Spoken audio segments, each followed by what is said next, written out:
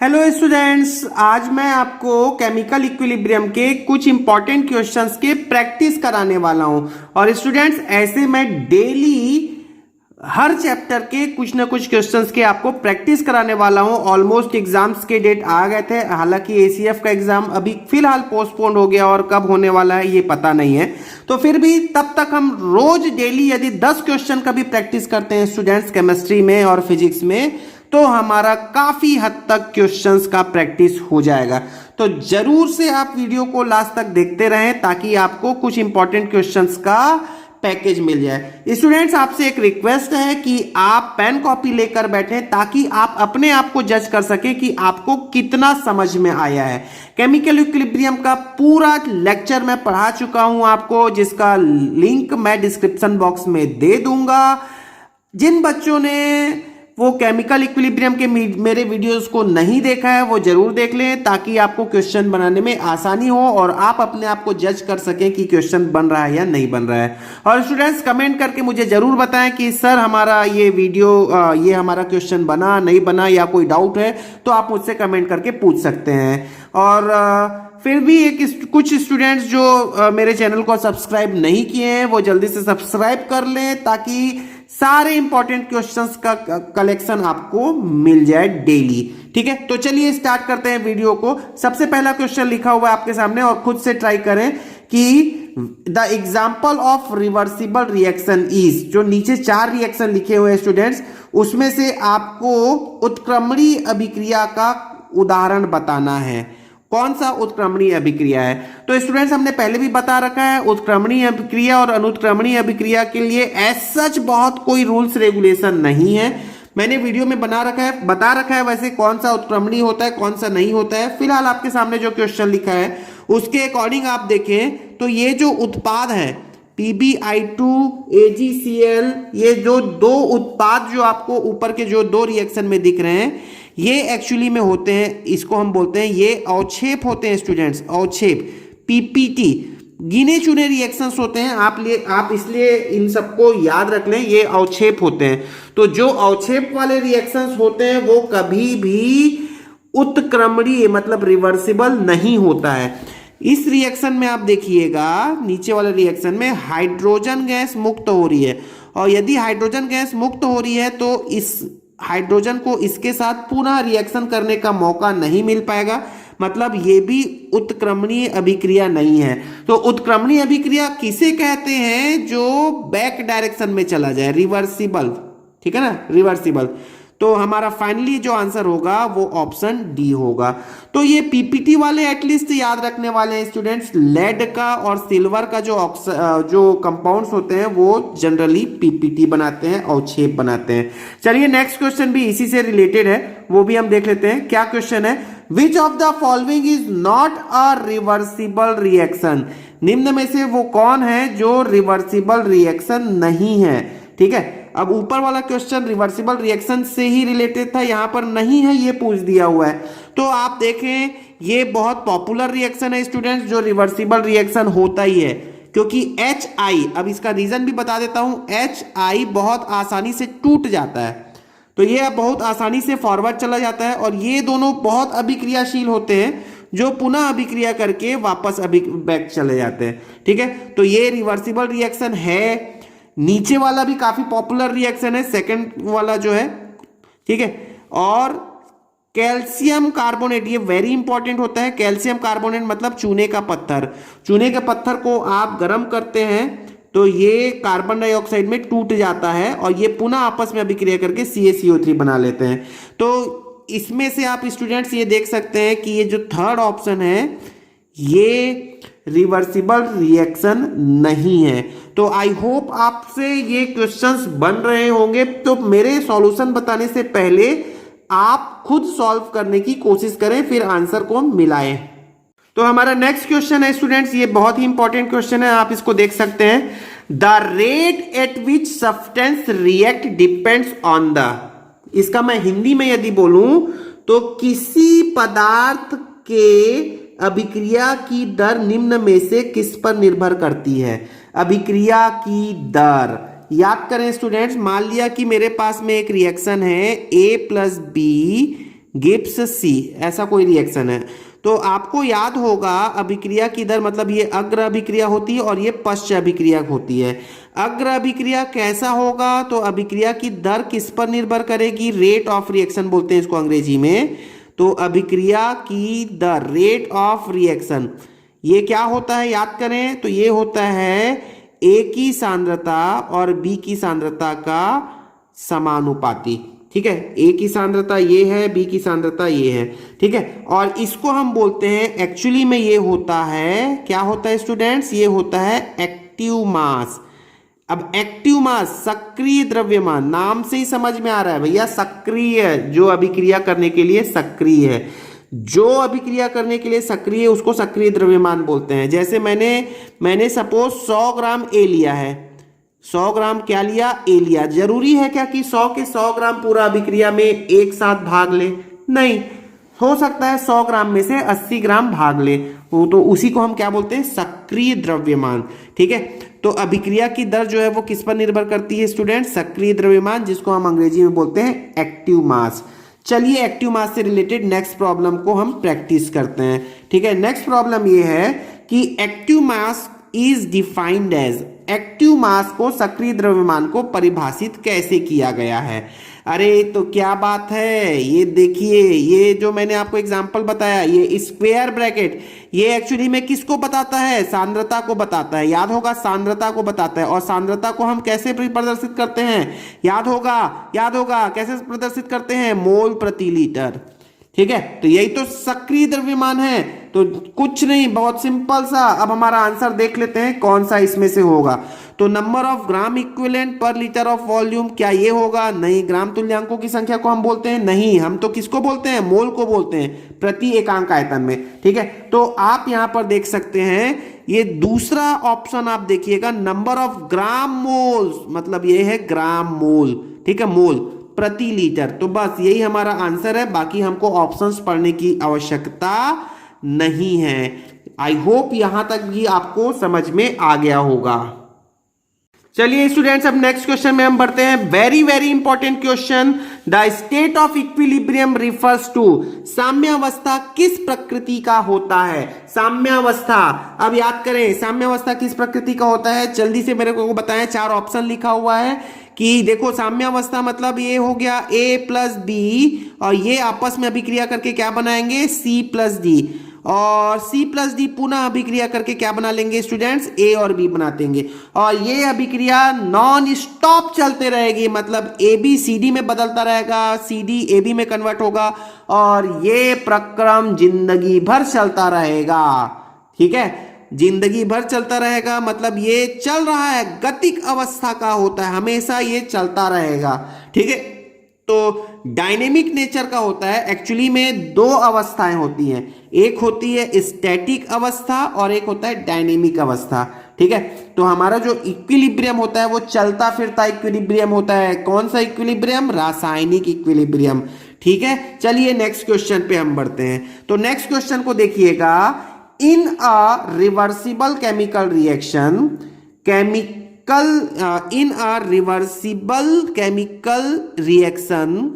equilibrium is said to have been established when, क्या बोलने का मतलब है कि स्टूडेंट्स की उत्क्रमणीय रासायनिक अभिक्रिया, मतलब जो रिवर्सिबल रिएक्शन होती है ना, वो साम्यावस्था कब प्राप्त करेगा। तो ये जो रासायनिक अभिक्रिया है, ये वाली रासायनिक अभिक्रिया, ये कौन सी अभिक्रिया है, तो आप बोलोगे सर रिवर्सिबल है।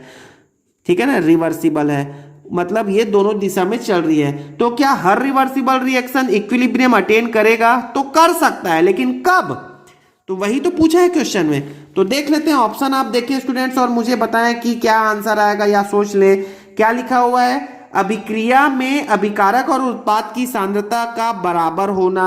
दूसरा ऑप्शन है विपरीत अभिक्रिया का रुक जाना। विपरीत किसको बोला है, एक बोला फॉरवर्ड रिएक्शन और एक बोला बैकवर्ड रिएक्शन।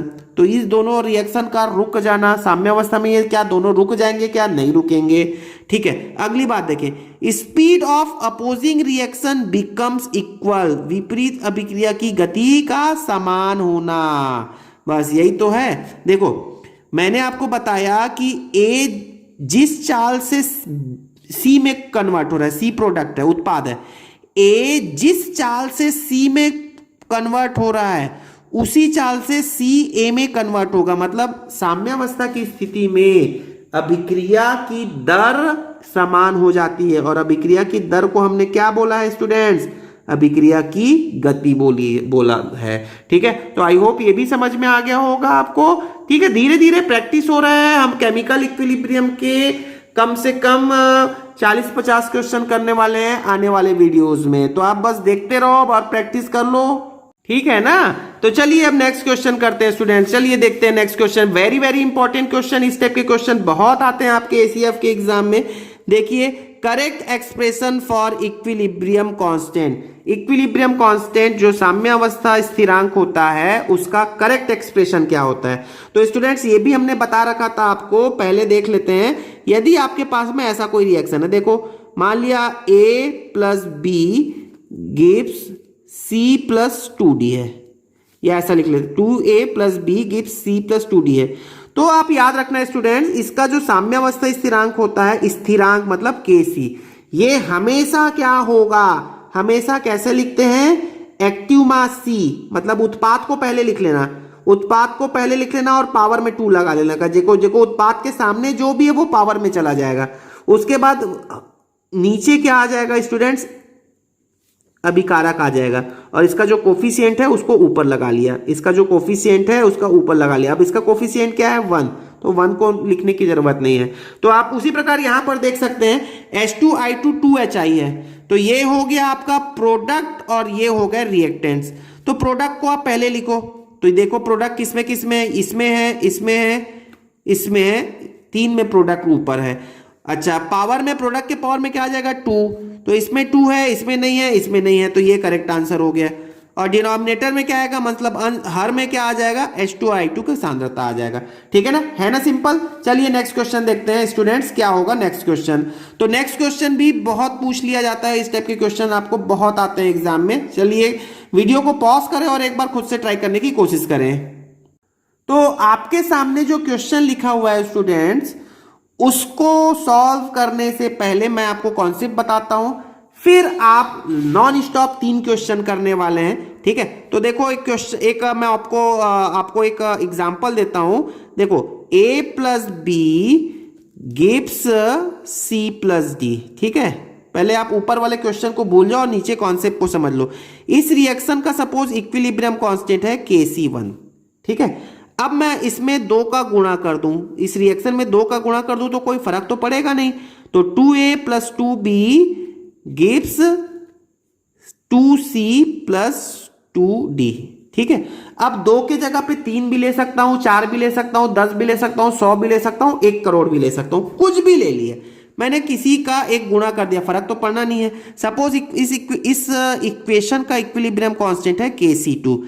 तो आपसे Kc2 और Kc1 में यदि रिलेशन पूछा जाए तो Kc2 इज इक्वल टू क्या होना है स्टूडेंट्स? Kc1, और जिसका गुणा किया है, चलो इसमें 2 का गुणा किया है तो 2 आ गया बात समझ में, पावर में चला जाएगा उसका।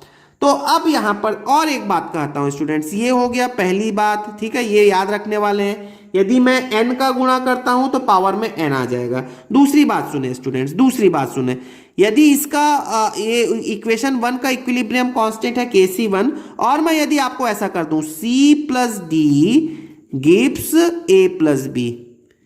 ठीक है, और इसका इक्विलिब्रियम कांस्टेंट है Kc3। देखो मैंने इक्वेशन 1 और इक्वेशन 2 को पलट दिया है, देखो पलटा हुआ है। यहां पर जो अभिकारक है वही यहां पर उत्पाद हो गया है। ठीक है, ये रिएक्टेंट, ये प्रोडक्ट। ठीक, तो क्या आप Kc1 और Kc2 में रिएक्शन बता सकते हैं? क्योंकि रिएक्टेंट प्रोडक्ट सेम है, बस मैंने पलट दिया है। तो बेटा पलटा हुआ है तो आप यहां पर भी इक्विलिब्रियम कांस्टेंट्स को पलट दें, मतलब Kc3 is equal to 1 by क्या हो जाएगा स्टूडेंट्स? Kc1। देख लिया, समझ गए। चलिए, यदि आपको ये समझ में आ गई होंगी बातें तो आप इस क्वेश्चन का आंसर बताएं। देखो HI gives half H2 plus half I2 का इक्विलिब्रियम कांस्टेंट क्या है? 8 है। ठीक है, और आपको H2I2 गिव्स 2HI का इक्विलिब्रियम कांस्टेंट बताना है। तो आप देखो, सबसे पहले तो आप ये देखो HI यहां पर रिएक्टेंट है जबकि HI यहां पर प्रोडक्ट है। इसका मतलब इसका जो इक्विलिब्रियम कांस्टेंट है और इसका जो इक्विलिब्रियम कांस्टेंट है वो एक दूसरे के व्युत्क्रम होंगे, मतलब ये वाला केस हो जाएगा। ठीक है, अच्छा अब दूसरी बात देखिए यहां पर देखो, इस रिएक्शन और इस रिएक्शन को यदि मैं इसको पलट कर लिखना चाहूं तो ये कुछ इस प्रकार का होगा, H2 + I2 होगा ना। और देखो इन दोनों में कुछ रिलेशन दिख रहा है क्या, तो निश्चित रूप से इसमें 2 का गुणा किया होगा तभी ये 2HI आ गया, और यहां पर 2 का गुणा किएगा तो 2 और 2 कट आएंगे, H2 बचेगा, और यहां पर 2 और 2 का गुणा कर देंगे तो I2 बचेगा। मतलब मैंने पलट भी दिया और 2 का गुणा भी कर दिया। तो क्या होगा, सपोज इसका इक्विलिब्रियम कांस्टेंट है इस 8 को मैं ले लेता हूं KC1, ठीक है, और इसका ये वाला जो ब्लू कलर में लिखा हुआ है इस रिएक्शन का, ये वाले रिएक्शन का जो है इक्विलिब्रियम कांस्टेंट KC2। तो आप ऐसा बोल सकते हो क्या स्टूडेंट्स, KC2 = 1/KC1, क्यों, क्योंकि पलट गया है रिएक्शन। और किसका गुणा कर दिया है स्टूडेंट्स, 2 का गुणा किया है, तो ये 2 का गुणा कर दें। ठीक है, तो ये समझ में आ गया क्या, और डिटेल समझना है तो मेरा वीडियो देख लेना स्टूडेंट्स। अब देख लो KC1 की वैल्यू कितनी है, 8 है, तो यहां पर 8 पुटअप कर दोगे तो KC2 की क्या वैल्यू आ जाएगी, 1/8 का स्क्वायर, मतलब 1/64। तो ये this is the correct answer. चलिए एग्जैक्टली सेम वीडियो को पॉज करना और अगले क्वेश्चन का आंसर मुझे दो। तो स्टूडेंट्स नेक्स्ट क्वेश्चन आपके सामने लिखा हुआ है, चलिए जल्दी से बताएं मुझे क्या होगा। तो ये देखिए SO2 ½ O2 SO3, इसका इक्विलिब्रियम कांस्टेंट साइड में लिखा है K1, आपको इसका इक्विलिब्रियम कांस्टेंट फाइंड आउट करना है K2। क्या होगा देख लो, इन दोनों में से क्या संबंध दिख रहा है, तो आप बोलोगे सर इस इक्वेशन 1 में 2 का गुणा कर दिया तभी तो ये आया है। देखो 2 का गुणा कर दो तो 2 आ जाएगा, 2 का गुणा कर दो 2 और 2 कट गया, O2 आ जाएगा, यहां पर 2 का गुणा कर दो ये आ जाएगा। मतलब आप ये बोलोगे, सीधा सीधा ये बोल दोगे क्या, KC2 जो इसका है वो हो जाएगा KC1 का स्क्वायर, यही है क्या, ऐसा कोई ऑप्शन है, तो आप ये देख सकते हो ये वाला ऑप्शन ऐसा ही है, K1 का स्क्वायर। ठीक है, क्लियर हो गया स्टूडेंट्स। तो बहुत आसान होते हैं इस टाइप के क्वेश्चन स्टूडेंट्स, ठीक है, बस आपको लॉजिक याद रखना है। देखो ये बहुत इंपॉर्टेंट क्वेश्चन लिखा हुआ है, क्या लिखा हुआ है क्वेश्चन देख लेते हैं। फॉर रिएक्शन, एक रिएक्शन है, A gives B, B gives C, C gives D, ये अलग अलग 3 रिएक्शन दिया हुआ है, और इसके लिए इक्विलिब्रियम कांस्टेंट K1, K2 और K3 दिया हुआ है। तो स्टूडेंट्स मैं ऐसा बोल सकता हूं ये K1 है, ये K2 है और ये K3 है, K1 K2 K3 इसका इक्विलिब्रियम कांस्टेंट है। और आपको क्या फाइंड आउट करना है, what is the value of equilibrium constant A gives D, A gives D का इक्विलिब्रियम कांस्टेंट क्या होगा। तो आप यहां से देखो स्टूडेंट्स, K1 क्या होगा यहां से बोलो, तो A गिव्स B है, A गिव्स B और ये K1 है। तो K1 के लिए क्या लिखोगे, K1 के लिए आप लिखोगे B का कंसंट्रेशन अपॉन में A का कंसंट्रेशन। वैसे ही स्टूडेंट्स K2 के लिए आप क्या लिखोगे बोलो, तो K2 के लिए आप लिखने वाले हैं C का कंसंट्रेशन अपॉन B का कंसंट्रेशन, और K3 का लिखने वाले हैं D का कंसंट्रेशन अपॉन C का कंसंट्रेशन। तो ये मैं लिख लेता हूं यहां पर, K2 का क्या हो जाएगा, ये आप बोलोगे C का कंसंट्रेशन अपॉन में B का कंसंट्रेशन, और K3 आप क्या बोलोगे स्टूडेंट, देख लो K3 प्रोडक्ट अपॉन रिएक्टेंट, तो ये प्रोडक्ट हो जाएगा आपका D और रिएक्टेंट हो जाएगा आपका C। ठीक है, और किसका इक्विलिब्रियम कांस्टेंट फाइंड आउट करना है स्टूडेंट्स, A गिव्स D का, A गिव्स D, तो इसको मैं ले लेता हूं K, तो K के लिए आप क्या लिखने वाले हैं, A गिव्स D मतलब G आपका उत्पाद है, A आपका नीचे आ जाएगा, देख रहे हो ना, A gives D, D product है, A रिएक्टेंट है, तो प्रोडक्ट को ऊपर लिखा, रिएक्टेंट को नीचे लिखा। अब आपको देखो स्टूडेंट्स, ये मेरे पास में 3 बातें हैं, ये 1, 2 और ये 3, इस 3 में मैं ऐसा क्या करूं कि मुझे ये चौथा मिल जाए। तो आप खुद सोचो, ऑप्शन के अकॉर्डिंग भी आपको काम करना है। क्या होना चाहिए स्टूडेंट्स? तो ये के को मैं ऐसा लिख सकता हूं क्या, ए डी अपॉन ए है ये, ठीक है ना। आप देखो मैं यदि b बाई ए ऐसा कर दूं, सपोज मैं ऐसा कर दूं b upon A multiply by c upon b multiply by d upon c, मैं इनको लिख लिया K1 K2 K3 का लिख लिया। तो आप नोटिस करोगे B से B कट रहा है, C से C कट रहा है और अल्टीमेटली मुझे बचता है D और A, और यही D बाई A क्या है, K है।